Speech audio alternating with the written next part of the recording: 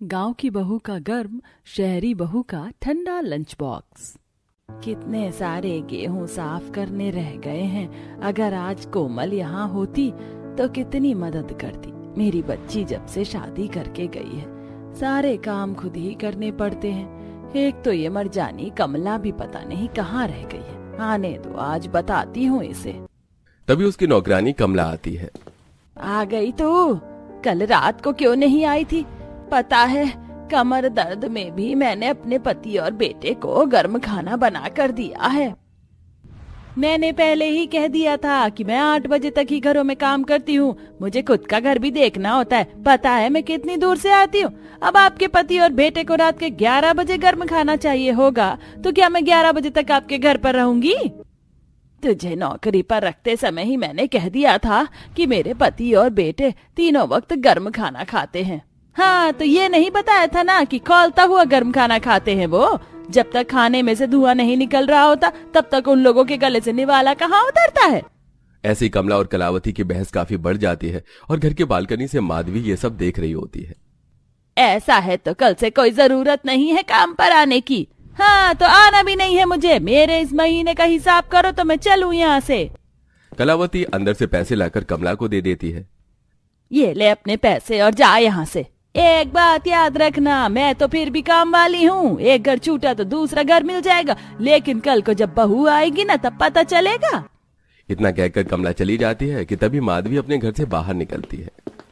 कलावती, तुम भी हद करती हो। 3 महीने में ये तुम्हारी चौथी काम वाली थी जिससे तुम्हारी लड़ाई हुई। तो मुझे कौन सा शौक है इनसे लड़ाई करने का। इतना ही तो कहती हूँ कि मेरे पति और बेटे को गर्म खाने की आदत है। क्या ये गरम गरम खाना नहीं बना सकती? अरे इतना भी क्या गर्म खाने की आदत है। और अगर गर्म ही खाना है तो दोबारा खाना गर्म भी हो सकता है। तुम तो ऐसा बोलोगी ही, बहू वाली जो हो। खुद को तो गर्मा गर्म रोटी मिल जाती है, लेकिन मेरे साथ ऐसा नहीं। जब से तुम्हारी बेटी की शादी हुई है तब से तुम आए दिन नौकरानियों से लड़ती हो। इसी तरह के तुम्हारे तेवर रहे ना तो कोई नौकरानी तुम्हारे घर पर नहीं आएगी। जहाँ हर किसी को गर्मा गर्म खाने की आदत होती है, तो वहीं कलावती के पति और बेटे ने तो गर्म खाने का रिकॉर्ड तोड़ दिया था। उन्हें तवे से उतरी हुई गर्मा गर्म रोटी और गर्मा गर्म धुआं निकल रही सब्जी चाहिए होती है। ये महारानी तो अभी तक एसी में खर्राटे ही मार रही हैं। मोहल्ले भर की औरतों को लगता है कि मेरी बहू तो मुझे गर्मा गर्म खाना परोसती होगी, लेकिन यहाँ तो खुद मुझे अपनी बहू के लिए चाय बनानी पड़ती है। साधना बहू पिछले जन्म में कुंभकर्ण की बहन थी क्या? उठ भी जा। माँ जी सोने दो ना, थोड़ी देर में उठ जाऊंगी। महारानी साहिबा, दोपहर के 12 बज गए हैं। आज फिर मुझे कलावती ने ताना मारा। अब उसे क्या पता कि मेरी बहू गरम रोटी तो दूर, मुझे तो मेरी बहू के हाथ की गरम चाय भी नसीब नहीं होती। आज भी तेरे ससुर और पति को मुझे ही लंच देना पड़ा, जो बनते बनते ही ठंडा हो गया। माधवी अपनी शहरी बहू से काफी परेशान थी। साधना हर रोज लेट उठती और घर के कामों से भी काफी बचती। यहाँ तक कि अपने पति और ससुर को सुबह लंच बॉक्स देने में भी साधना को काफी आलस आता। अब ऐसे ही दोपहर से शाम हो जाती है और अकेली किचन में कलावती सब्जी काट रही थी। इन लोगों को आने में तो अभी 1-1.5 घंटा पड़ा है। जब तक सब्जी वगैरह काट के रख लेती हूँ और आटा भी गूंथ लेती हूँ। उनके आने के बाद आधे घंटे में गर्मा गर्म रोटी और सब्जी बना दूंगी। कलावती शाम से ही खाने की तैयारी शुरू कर देती है और जब पति और बेटे आने वाले होते हैं तो पसीने से लथपथ एक चूल्हे पर चावल चढ़ा देती है, तो वहीं दूसरी तरफ सब्जी का तड़का भी लगा देती है। खाने में से धुआं निकल ही रहा होता है कि तभी मिथिलेश और अरुण भी काम से आ जाते हैं और अब कलावती उन्हें गर्मा गर्म रोटी बनाकर खाना परोसती है। अरे आज तो तुमने सब कुछ हमारी पसंद का बनाया है, मजा आ गया। माँ, जब तक आपके हाथ के गर्मा गर्म फुल के पेट में न जाए मेरा तो पेट ही नहीं भरता। आज दोपहर के खाने में मैंने बाहर से छोले भटूरे मांगे थे। गरम तो थे लेकिन स्वाद रत्ती पर भी नहीं था। मारे तो तुम लोग सुबह टिफिन ले जाया करो ना, क्या दिक्कत है? माँ, आप तो जानती हो दोपहर तक तो टिफिन ठंडा हो जाया करेगा। आप क्यों नहीं हमें टिफिन देने आती? पहले तो आया करती थी। पहले मेरे पैरों में जान थी, लेकिन अब बूढ़ी हो चुकी हूँ। अगले दिन भी कलावती सुबह सुबह उठकर अपने पति और बेटे के लिए गर्मा गर्म नाश्ता बनाती है और ऐसे ही दोपहर होने को आ जाती है। ऑफिस तो ज्यादा दूर नहीं, पैदल पैदल 15-20 मिनट लगेंगे। एक काम करती हूँ, इन दोनों बाप बेटे को टिफिन दे आती हूँ, वरना फिर से कुछ बाहर का खा लेंगे तो तबीयत खराब हो जाएगी। कलावती अपने बेटे और पति के लिए गर्मा गर्म खाना बनाकर टिफिन ले जा रही होती है कि तभी वो रास्ते में माधवी और उसकी बहू साधना को देखती है, जो घर का सामान ले जा रहे होते हैं। कितनी खुशनसीब है माधवी बहन, आना जाना भी अपनी बहू के साथ करती है। काश मैं अपनी कोमल की शादी इतनी जल्दी ना करती। शादी से पहले कलावती की बेटी कोमल ही घर के सारे कामकाज और अपने भाई और पिता को गर्मा गर्म खाना देती थी, लेकिन उसकी शादी के बाद से सारी जिम्मेदारी कलावती पर आ गई थी। तो वहीं दूसरी तरफ माधवी की बहू, अरे साधना बहू, सारी रोटी ठंडी हो गई है, कम से कम रोटी तो खाने के वक्त बनाया करो, सब्जी भी बिल्कुल ठंडी सी पड़ी है। पापा जी, गर्मी का मौसम है, मेरा तो गर्मी में खाना खाने का मन नहीं करता और आप लोगों को गर्म खाना चाहिए। साधना अपने सास ससुर की बातों में घुमाकर अपने आलसपन की वजह से उन्हें ठंडा खाना ही अक्सर खिला दिया करती थी। ऐसे कुछ दिन गुजरते हैं और कलावती अभी भी नौकरानी की तलाश में होती है। वो घर में बैठकर एक नौकरानी से बातचीत कर रही थी। 3 टाइम खाना बनाने के इतने पैसे कौन मांगता है? मेरी पिछली वाली तो इससे आधे पैसे लेती थी। अरे तो आपको भी तो देर रात गरम खाना चाहिए, अब गरम खाना चाहिए तो पैसे भी तो लगेंगे, वरना ढूंढ लो कोई और। कलावती एक मिडिल क्लास फैमिली से थी, इसलिए वो खाना बनाने के लिए नौकरानी को दुगने पैसे नहीं दे सकती थी। ऐसे ही 2-3 दिन गुजर जाते हैं। कलावती आज भी दोपहर में पसीने में अपने पति और बेटे के लिए गर्मा गर्म खाना पैक कर रही होती है। तभी उसे एक टिफिन कम पड़ जाता है। कलावती जब टिफिन मांगने अपनी पड़ोसन माधवी के घर जाती है तो वो दरवाजे से देखती है कि माधवी और साधना साथ में बैठकर पकौड़े खा रहे हैं। कितनी खुशनसीब है माधवी बहन, कैसे बहू गर्मा गर्म पकौड़े बनाकर खिला रही है। अब बस बहुत हुआ, बेटी तो आ नहीं सकती तो क्यों ना मैं बहू ही ले आऊं। कलावती इतना कहकर वहां से चली जाती है। तभी पकौड़े तो काफी बढ़िया बने हैं माँ जी, मजा आ गया खाकर। शर्म कर, इस उम्र में तुझे मुझे पकौड़े बनाकर खिलाने चाहिए, लेकिन उल्टा मैं तेरे लिए पकौड़ी बना रही हूँ। माधवी की बहू की सच्चाई से अनजान अब कलावती भी रात को खाना खाते हुए अपने पति से बहू लाने की बात करती है। सुनो जी, अब मेरी उम्र हो चली है, अब मुझसे आप लोगों के लिए तीनों वक्त गरम गरम खाना नहीं बनाया जाता, मुझे बहू चाहिए। इत्तेफाक से आज मेरे पास मेरे दोस्त महेंद्र का गांव से कॉल आया था। उसने बताया कि वो अपनी बेटी राधिका के लिए लड़का ढूंढ रहा है और तुम्हें भी बहू चाहिए, तो क्यों ना हम राधिका और अरुण का रिश्ता तय कर दे। जल्दी कलावती और महेश बिना देरी करे राधिका और अरुण का रिश्ता तय कर देते हैं और कुछ ही दिनों में गांव में पली बड़ी राधिका शहर की बहू बनकर आ जाती है। शुरुआती दिनों में तो राधिका सिर्फ अपनी पहली रसोई की रस्म कर सभी को गर्मा गर्म खाना खिलाती है, लेकिन अब राधिका को आए हुए 1.5 से 2 हफ्ता हो जाता है। टंकी में तो पानी खत्म हो गया है और भरने में भी वक्त लगेगा। एक काम करती हूँ, जब तक सबके लिए नाश्ता बना देती हूँ। राधिका रसोई में जाती है और गर्मा गर्म नाश्ता बनाकर डाइनिंग टेबल पर लगा देती है। थोड़ी देर में टंकी भी भर जाती है और राधिका नहाने के लिए चली जाती है। राधिका जैसे ही नहाकर हॉल में आती है, ये क्या, आप लोगों ने नाश्ता नहीं किया? कैसे करते, सारा नाश्ता ठंडा पड़ा है। इतने दिन हो गए, तुम्हें अभी तक पता नहीं चला कि नाश्ता और खाना हम लोग गर्मा गर्म खाते हैं। अच्छा, मुझे बस 10 मिनट दीजिए, मैं जल्दी से ये नाश्ता गर्म करके ले आती हूँ। अरे गरम खाना तो होगा, लेकिन ताजा नहीं ना। गरम खाने से मतलब ये थोड़े ना है कि बासी खाना भी गरम करके खाएंगे। ताजा और गरम नाश्ता बना कर लाओ। अरुण मिथिलेश के ऑफिस का वक्त भी हो रहा था, जिसे देख राधिका पसीने में अब जल्दी जल्दी हाथ पैर फुलाकर सभी के लिए नाश्ता बनाती है। आप लोगों का टिफिन भी पैक कर देती हूँ, 4-4 रोटी काफी रहेंगी ना? अभी तो तुम्हें बताया कि हम तीनों वक्त गर्मा गर्म खाना खाते हैं। अगर अभी टिफिन ले जाएंगे तो दोपहर तक तो ठंडा हो जाएगा ना। हमारा ऑफिस ज्यादा दूर नहीं है, तो दोपहर में गर्मा गर्म खाना लेकर हमारे ऑफिस आ जाना, ठीक है? इतना कहकर अरुण और मिथिलेश ऑफिस के लिए निकल जाते हैं। तो वहीं दूसरी तरफ शहरी बहू, सुनो, आपके टिफिन में मैंने एग रोल रख दिया है, सॉस ग्रीन वाली रखूं या रेड वाली? एग रोल 10 मिनट में ही ठंडा हो जाता है। अब दोपहर में क्या मैं ठंडा एग रोल खाऊंगा? कम से कम सब्जी बना दो। अरे तो पहले बोलना था ना, रात की सब्जी भी रखी है, मैं अभी ले आती हूँ।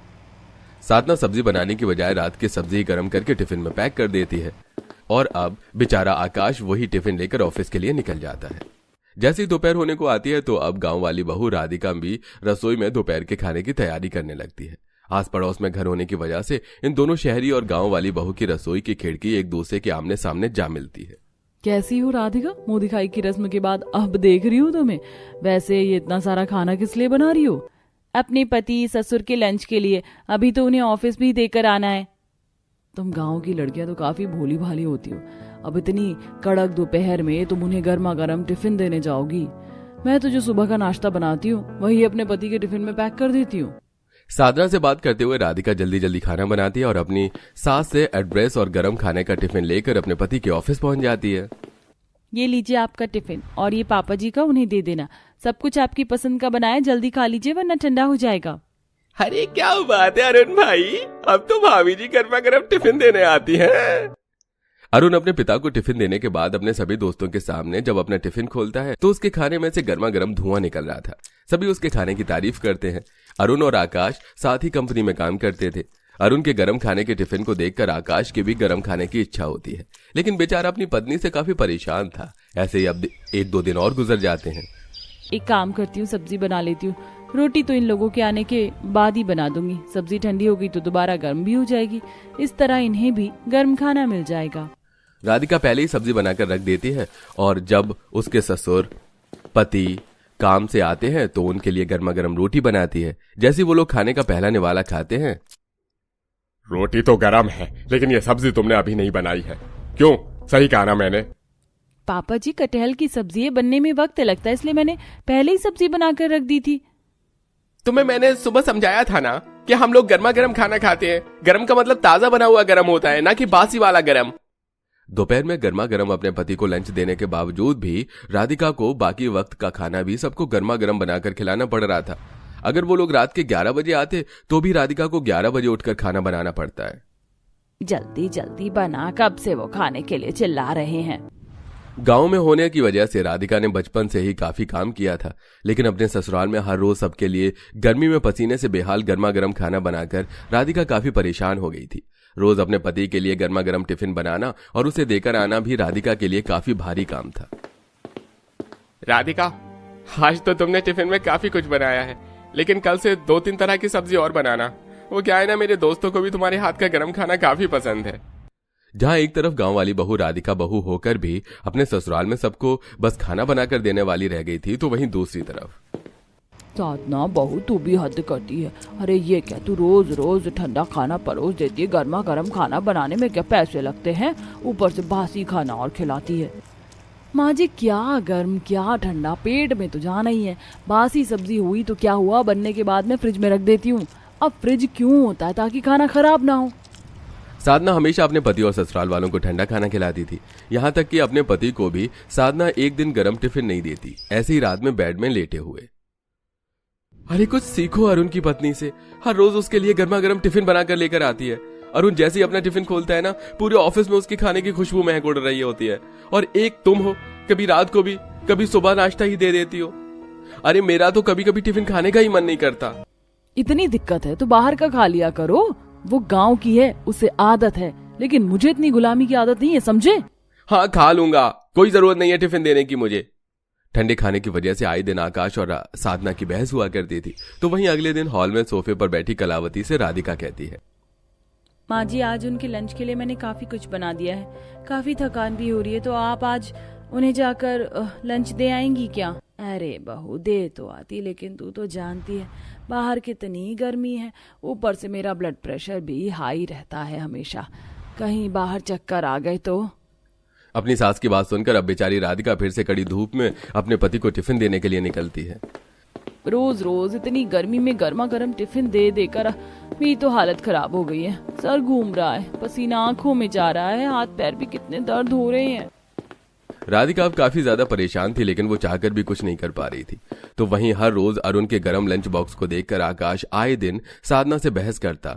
आज भी जब कड़ी दोपहर में राधिका गर्मी में अपने पति के लिए लंच लेकर जा रही होती है तो, राधिका, ये तुमने क्या हालत बना ली अपनी? पहले तो मुझे तुम पर गुस्सा आ रहा था। हाय दिन मेरे पति तुम्हारी वजह से मुझसे लड़ाई करते, लेकिन जरा अपनी हालत तो देखो। घर की बहू कम नौकरानी ज्यादा बनकर रह गई हो। अब तुम ही बताओ मैं क्या करूं? अच्छी बहू और पत्नी बनने के चक्कर में इन लोगों ने तो मुझे घर की नौकरानी ही बना दिया है। ये लोग तो मुझे आए दिन कितना कुछ सुनाते हैं, लेकिन मैं तो फिर भी इन्हें सर पर नहीं चढ़ाती। तुम्हें भी मुझ जैसा ही बनना होगा। शहरी बहू साधना काफी ढीठ थी, इसलिए उसे अपने पति और सास और ससुर की बातों से ज्यादा कोई फर्क नहीं पड़ता था। लेकिन राधिका के साथ इसका बिल्कुल उल्टा था। हर रोज करीब दोपहर में अपने पति को गर्म लंच पहुंचाना, फिर रात में वो लेट आते तो नींद में गर्मी में गर्म खाना बनाना, तो वहीं सुबह भी कच्ची नींद में उठकर सबके लिए गर्म नाश्ता बनाना। ये सब कर करके राधिका की तबीयत थोड़ी खराब होने लग गई थी। और आज तो आकाश के पेट में भी काफी दर्द होता है, इसलिए वो कमरे में पड़ा हुआ था। अरे बेटा, कुछ बाहर का उल्टा सीधा खा लिया था क्या? सुबह से तेरे पेट में दर्द हो रहा है।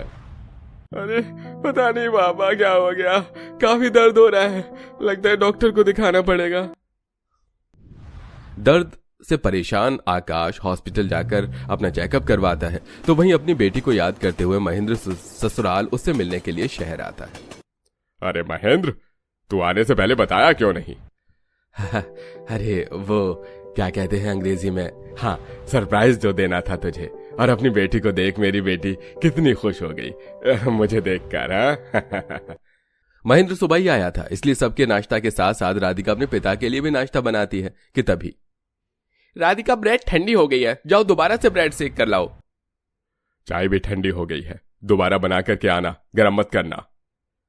अरे मेरी चाय तो गरम है, और दोबारा चाय बनाने की क्या जरूरत है बेटा, गरम करके ले आओ। नहीं नहीं महेंद्र, हमें तो चीज ताजी और गरम ही अच्छी लगती है। मिथिलेश की बात सुनकर महेंद्र को थोड़ा अजीब लगता है, लेकिन वो कुछ नहीं कहता। तो वहीं दोपहर में जब राधिका हर रोज की तरह गर्मी में अपने पति ससुर के लिए गर्मा गर्म लंच बॉक्स बनाकर ले जाने लगती है तो बेटा, ये खाना किसके लिए ले जा रही हो? अरुण के लिए पापा। वो क्या है ना, दोपहर में वो गर्मा गर्म ही खाना खाते हैं। ये सब महेंद्र को काफी ज्यादा अजीब लग रहा होता है। तो वहीं अपने पिता से बात करने के चक्कर में आज राधिका शाम को जल्दी ही खाना बनाकर रख देती है, और जब वो सबको आज थोड़ा ठंडा खाना परोसती है तो राधिका, बहु हद होती है लापरवाही की। कितनी बार बोला है कि गर्म खाना दिया करो, लेकिन तुम्हारे तो कान पर जू नहीं रेंगती, बार बार सुनने की आदत पड़ गई है। मिथिलेश और अरुण राधिका को काफी सुनाने लगते हैं, जिसे देख अच्छा, तभी मैं सोचूं कि मेरी बेटी को मुझसे फोन पर बात करने के लिए वक्त क्यों नहीं मिलता। अरे दोस्त के घर में मैंने अपनी बेटी नौकरानी बनाकर नहीं बल्कि बहू बनाकर भेजी थी। मुझे क्या पता है कि आप लोग इस तरह नौकरानी बना लेंगे। मेरी बेटी मुझ पर बोझ नहीं है, गरम खाने के लिए उसे क्या कुछ नहीं सुनना पड़ रहा है। सुबह से देख रहा हूं कि कैसे वो अपने आप को गर्मी में जलाकर आप लोगों को गरम खाना दे रही है, लेकिन अब और नहीं, ले जा रहा हूं मैं अपनी बेटी को। एक तरफ जहां महेंद्र अपनी बेटी के ससुराल वालों पर ज्वालामुखी की तरफ हटा था, तो वहीं दूसरी तरफ आकाश की रिपोर्ट आने पर सबको पता चलता है कि बार बार बाहर का और बासी खाना खाने की वजह से उसे फूड पॉइजनिंग हो गई है। हो गई ना मेरे बेटे को फूड पॉइजनिंग। अरे जरा सुबह उठकर उसके लिए ताजा खाना बना देती तो क्या चला जाता तेरा। बस बहुत हुआ, अब तो समधन जी से बात करनी ही पड़ेगी। योगेश साधना की माँ को कॉल करते हैं, तो वहीं दूसरी तरफ भाई साहब रुक जाइए, इस तरह हमारे घर की इज्जत को मत ले जाइए। मैं तो खुद इन लोगों के लिए गर्मा गर्म खाना बनाकर परेशान थी, लेकिन जब बहू आई तो पता नहीं कब मैं भी इन जैसी बन गई। लेकिन अब ऐसा नहीं होगा। महेंद्र, अपनी दोस्ती इस तरह मत तोड़ो। अरे चार लोग क्या कहेंगे। मिथिलेश और कलावती की बात सुनकर महेंद्र उन लोगों से अपनी बेटी का ख्याल रखने के लिए कहकर चला जाता है।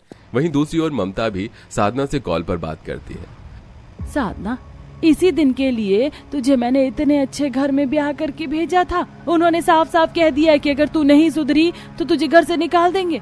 लेकिन मेरी भी बात सुन, अगर उन्होंने तुझे निकाला तो यहाँ आने की भी कोई जरूरत नहीं है। अपनी माँ की बातें सुनकर साधना काफी डर जाती है, और अब सुबह 5 बजे का अलार्म लगाकर उठकर साधना अपने सास ससुर को तो ताजा गरम नाश्ता देती ही है, तो वहीं अपने पति के लिए भी लंच में गरम खाना तैयार करती है।